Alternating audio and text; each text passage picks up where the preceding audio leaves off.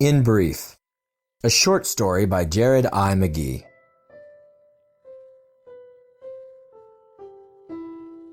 Coldplay's Fix You played for the 7th time of the evening.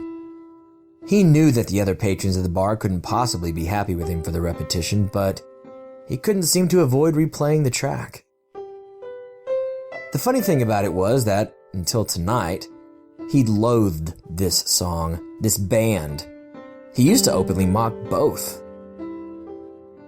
Then, it's not like jazz left him yesterday.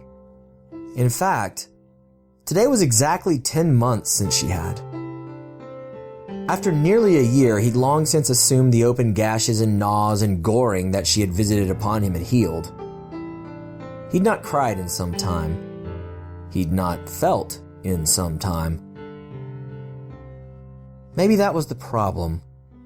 Some young pup that had been in the bar earlier had been drowning herself in her vodka tonics and a grab bag of early 2000s songs for sad sacks, as he'd once called them. Those sad sack songs, though, had torn open the scabs rather effectively, and now he was $10.50 invested into this damn song.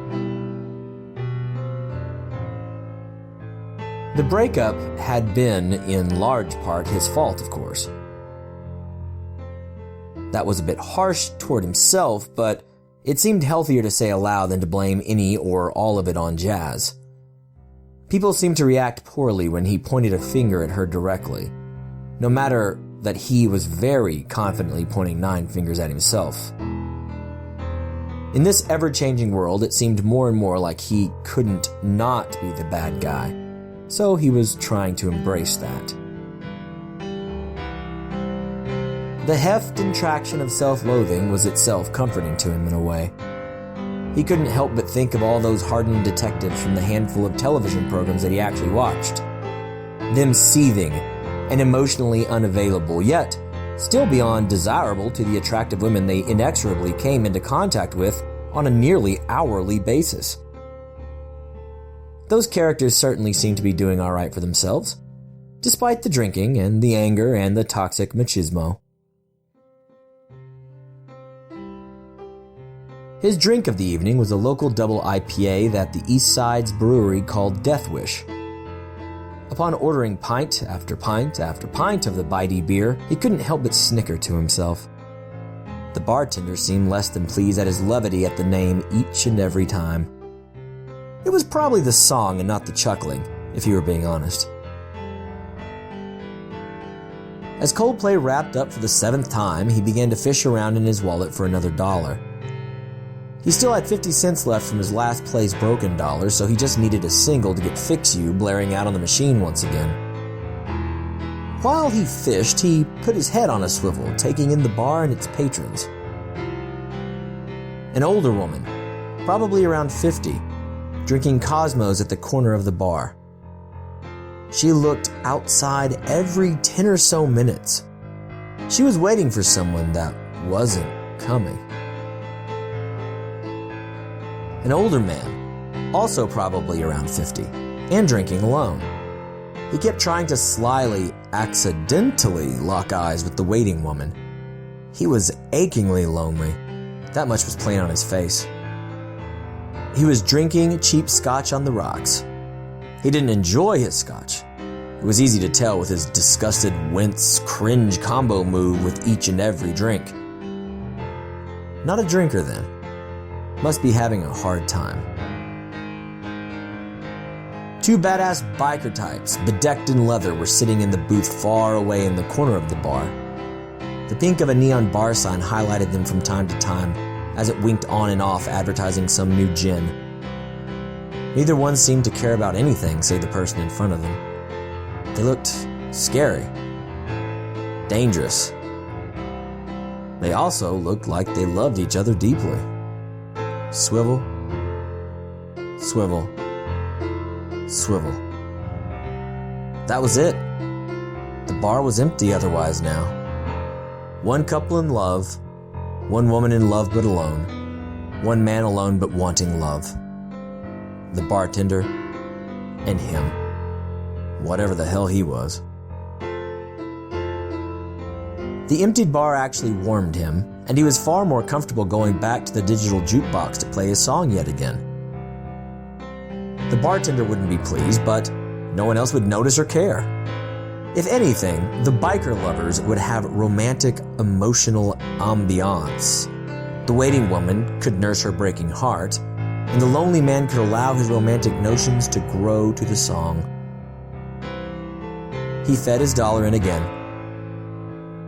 1 quarter, 2. Selected the number, C146. He had it memorized now. The organ began to swell again, and the reverb-laced falsetto rang out in the dank little bar. For the 8th time, his eyes welled up to "When the Tears Come Streaming Down Your Face."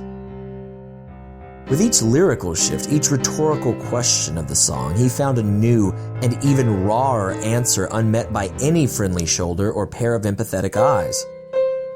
He made his way back to the bar amid the glassy haze of gathering tears. Rather than seeing hostility in the bartender at yet another play, he saw sadness there too. The two men shared a glance that spoke volumes, even between two strangers. It was brief, but it was meaningful. The bartender had been hurt before. Hell, the bartender was hurting in the present tense. These two men were soldiering on together in this place because there was nothing else but to soldier on. And with that, he smiled genuinely for the first time that evening. The laws of brevity were often harsh, but every now and again, once in a very great while, they worked to console the lonely, to allow for infinitesimal moments of clarity, connection, and consciousness.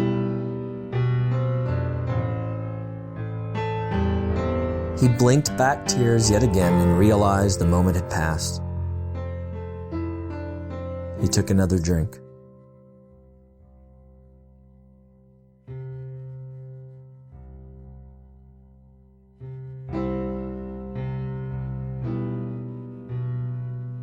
Thank you for listening to In Brief, or The Laws of Brevity. The musical track in the background of the story is from freesound.org. The track is being used under a CC 0 1.0 Universal Public Domain Dedication license. If you thought the story sounded a little differently today, that's because I was on the road yet again, this time recording in an actual bar. I hope that this added a bit of authenticity to the story. However, I hope that the change in audio quality did not detract. Thank you for listening to Prose as always, and there's more to come.